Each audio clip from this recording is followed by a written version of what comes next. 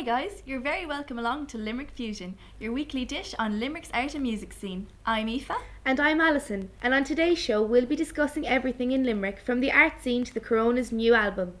First up is the art and music scene in Mary I. Across the board, art and music is well alive and kicking in the Mary Immaculate vicinity. The atmosphere created throughout the college is highly attributed to the presence of the Live Music Society, their members and the array of artwork exhibited around the premises. The student lounge is a central stopping point and a beehive for all the creative activity that goes on with the Mary I students. With its newly unveiled makeover, the multicoloured student lounge represents the creativeness present within the college. Words of inspiration are embellished within the many portraits of iconic characters such as Audrey Hepburn and Albert Einstein. The Live Music Society in Mary I plays a huge part in showing the social and creative side of the students in the college. Every Thursday, you're guaranteed an exhibition of serious talent from these students at O'Dwyer's Pub in Limerick, which has become the hub for all the musical chaos. This society allows students the opportunity to express themselves freely, and it grows bigger by the year. The ever-growing group of musical students helps to inspire those around and encourage the creative development and importance of the arts in Limerick. Over to you, Aoife. Welcome to my part of the show where you get your daily dish on what's hot in the Limerick music scene. This week we've added a new segment called Bands Uncovered. First up for discussion is one of my favourite bands, the Coronas. The Coronas are a Meteor Irish award-winning indie rock band made up of 4 lads from Dublin, Danny, Connor, Dave and Graham. Danny, being son of Irish singer Mary Black, grew up surrounded by music. He met the other band members in school and started songwriting at the age of 13.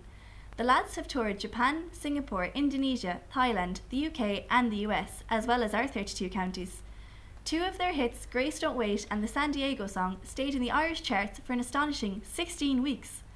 The Coronas are playing live at the Big Top this Friday, the 25th of November, and will be playing hits from their new album, Closer to You. The lads released this album recently and were signing copies of it in HMV in Limerick this week. But if you missed the lads, don't worry, Limerick Fusion to the rescue.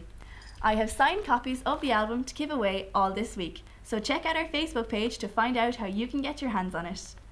And now on to a special report on theatres in Limerick. Limerick has been heavily involved with the cultural arts for centuries. Peter's Cell was widely known as a theatre in the 1700s, and the citizens of Limerick depended upon strolling players for their entertainment.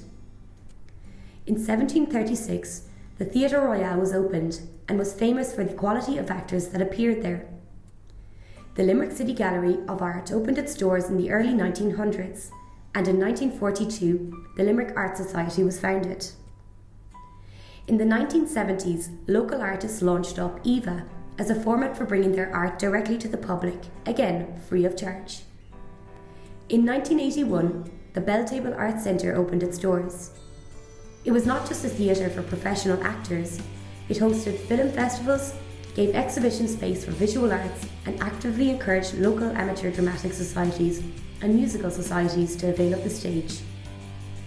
Since the 1980s, the people of Limerick have availed of the use of several theatres, which include the University Concert Hall, the Millennium Theatre at LIT, and Mary I's new Lime Tree Theatre, which will be officially open to the public in March of 2012. Although the theatre will not belong to Mary I, their very own Midas have the honour of hosting the very first production. I think the opening of the Lime Tree Theatre will majorly benefit the arts in Limerick. It's a nice size of a theatre, it's a good middle ground between the University Concert Hall and the Belltable, and it's a nice size for local theatre groups and drama groups to use. As Mary I have our drama group Midas, which will be opening the Lime Tree Theatre with our production of Grease in March, which we're very excited about. I think theatre has evolved in Limerick in many ways over the years. There's plenty of new drama groups and theatre groups that have come to the fore in recent years, and hopefully they will use the new Lime Tree Theatre for their future productions.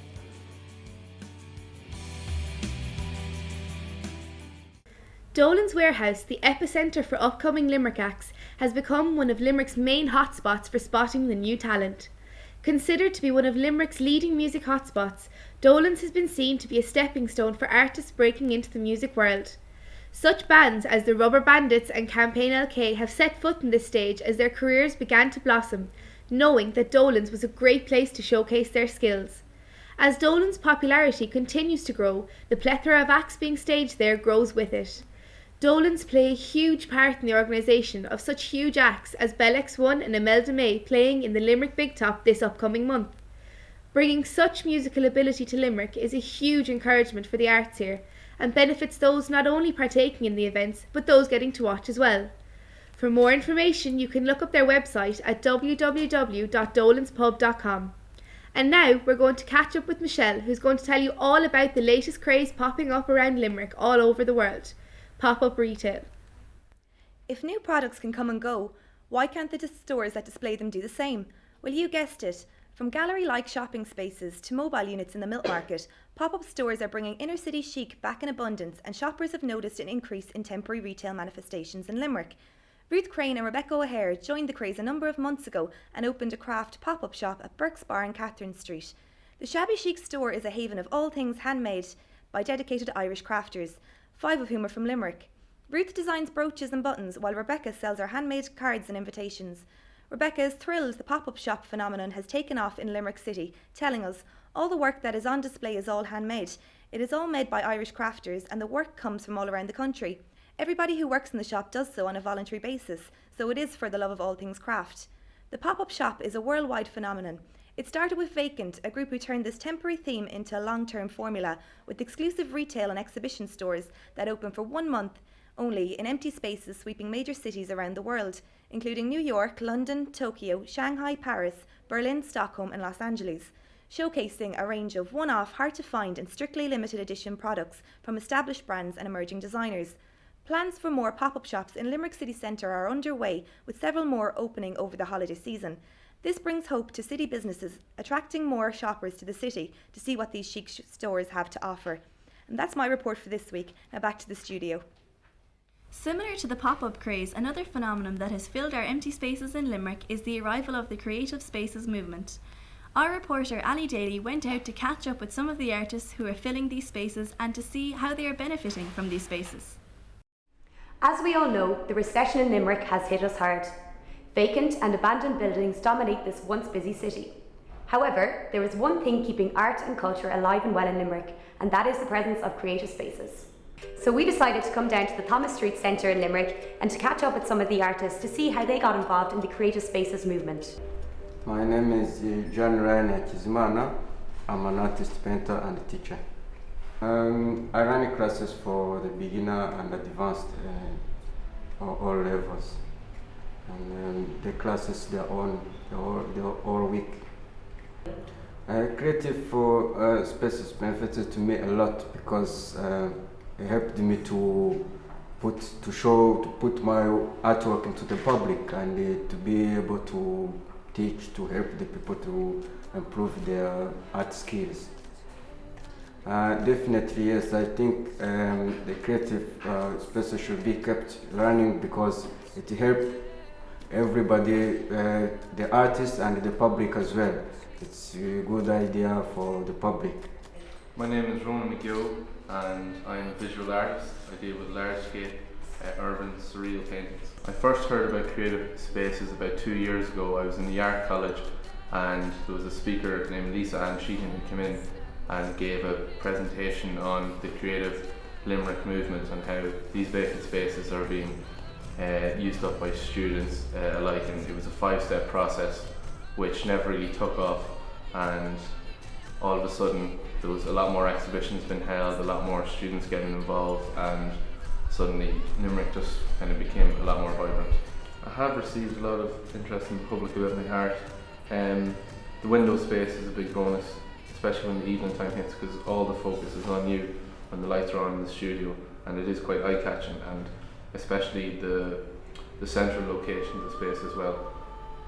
It's quite a popular area, and it has helped me sell work as well. I've kind of consistently been selling work from just literally people walking by and the painting catching their eye and they come in, get in contact with you.